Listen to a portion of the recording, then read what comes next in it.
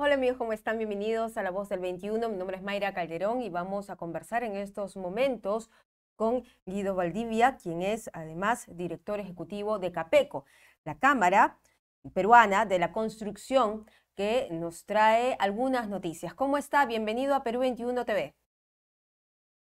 Buenas tardes, un placer de estar con ustedes. Buenas tardes. Eh, la construcción ha crecido pese a la incertidumbre política y todas las consecuencias que estamos viendo en estos momentos. Y mire, la construcción ha demostrado una resiliencia importante, primero a raíz de la pandemia. Recuerde usted que nosotros estuvimos paralizados en el 2020, 3 meses casi seguidos, caímos 13% ese año, pero crecimos 35% el año 2021, con récords de venta en el segmento de vivienda social, con un nivel de ejecución pública importante, sobre todo por el tema de la reconstrucción con cambios. Y en el mes y en el 2022 tuvimos dos meses muy malos, y luego 4 meses bastante importantes, ¿no? Crecimos en junio 6%, a pesar de que nosotros estimábamos que iba a haber un decrecimiento, y en julio la perspectiva es de crecer 2%. Pero es cierto, hay una incertidumbre muy fuerte y también hay problemas que van a impedir que esta dinámica se mantenga de acá a fin de año. Por ejemplo, algunos de esos problemas podrían ser las iniciativas desde el propio Ejecutivo sobre tercerización y relaciones de trabajo que solo desalentarían la inversión a futuro. ¿O cómo lo ve usted? Sí, claramente.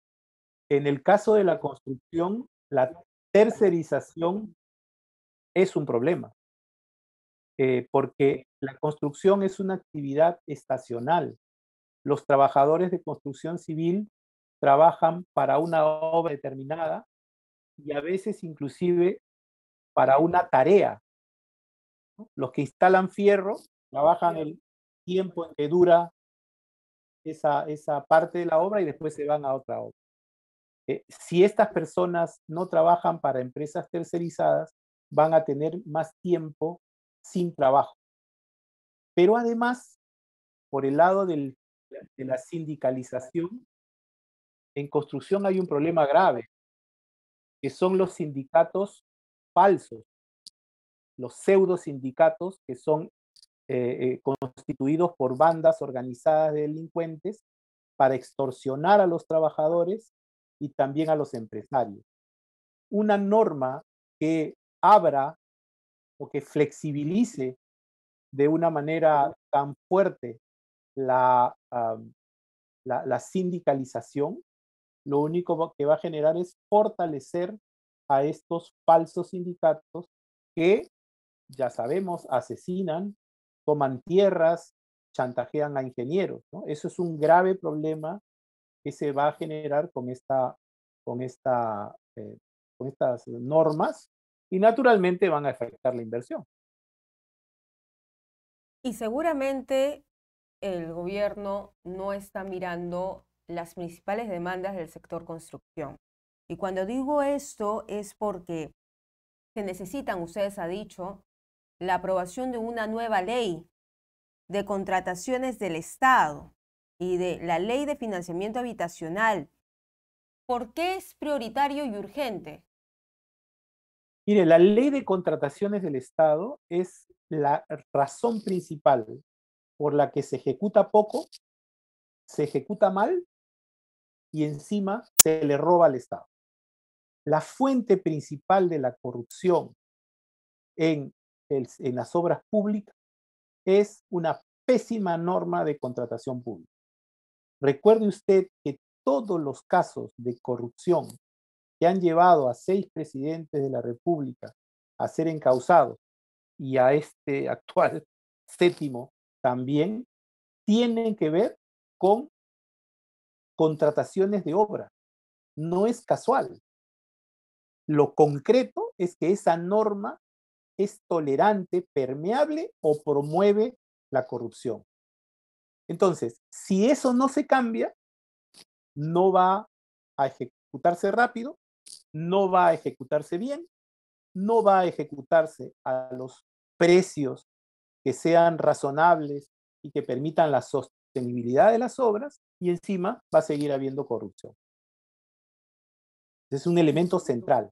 Nosotros hemos planteado al Congreso de la República y hemos recibido inicialmente una respuesta muy positiva de la presidenta del Congreso para que un proyecto de ley sea producto del consenso entre el Poder Legislativo, que es el que tiene que aprobarla, el Poder Ejecutivo, que es el que la gestiona, porque es el Poder Ejecutivo es el que encarga las obras, y los constructores y los trabajadores, que somos los que finalmente nos hacemos cargo de las obras. Felizmente, como le digo, ha habido una muy buena respuesta y una voluntad de hacer este acuerdo. No queremos imponer un proyecto, sería una locura, pero sí queremos dar esta iniciativa para discutirla y ver si se pueden conciliar esta posición con la de otros actores, los congresistas, el Poder Ejecutivo. Pero no podemos seguir dando una ley desde el Poder Ejecutivo, que es lo que se ha hecho en los últimos 5 años, sin tener la opinión, siquiera la opinión, de quienes finalmente van a ser usuarios de esta normativa.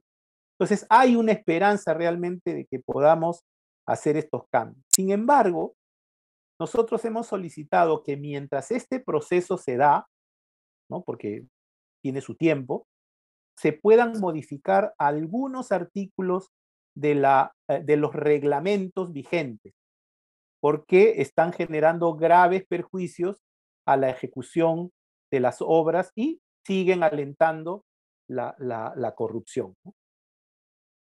Muy bien. Sin embargo, también hay que mencionar que, por ejemplo, el panorama no está siendo tan favorable. Si bien es cierto, hay un ligero crecimiento, pero los próximos años esto no se vería así. La crisis política se agudiza, la crisis económica también, hay una gran incertidumbre, la inversión privada es poco probable que también suba en sus números de inversión, valga la redundancia, en el próximo año. ¿Cómo usted ve el panorama futuro? Bueno, mire, como le decía, la construcción es muy resiliente, ¿no? Pero todo tiene su límite. Yo le diría inclusive que la crisis política es el factor fundamental. Digamos, el tema tiene 3 niveles, ¿ya? Para verlo, ¿no? Primero y fundamentalmente la crisis política. Sin eso no va a haber inversión. Este año no va a crecer la inversión privada, clarísimo. Lo más probable es que decrezca. Y el próximo año también se va a comprometer la inversión privada por falta de confianza. Si no hay confianza, el asunto no camina. La crisis política tiene que resolverse de una manera drástica, como lo dice este, el Consejo de los Obispos, ¿no? Y mucha gente más, y no hay que despreciar esa opinión. Es una opinión que refleja una preocupación legítima. Eso es lo primero. Lo segundo es la erosión de la capacidad del Estado para gestionar. No puede ser que tengamos 7 ministros del Interior. Nosotros tenemos un grave problema, ¿no? Que es el de la violencia en obra.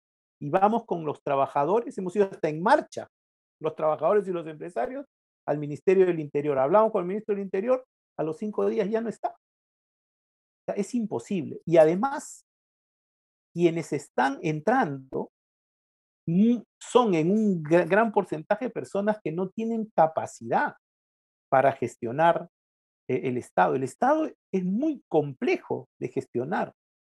No hay entidad en el Perú pues, que pueda gestionar 250.000 millones de soles al año. Una cifra impresionante. Eso tiene que resolverse ya y es producto de la crisis política. En un tercer nivel, que antes era lo más relevante, son las reformas, la nueva ley de contrataciones, ¿no? La ley de financiamiento y otras cosas que se están haciendo. Pero sí estoy de acuerdo con usted.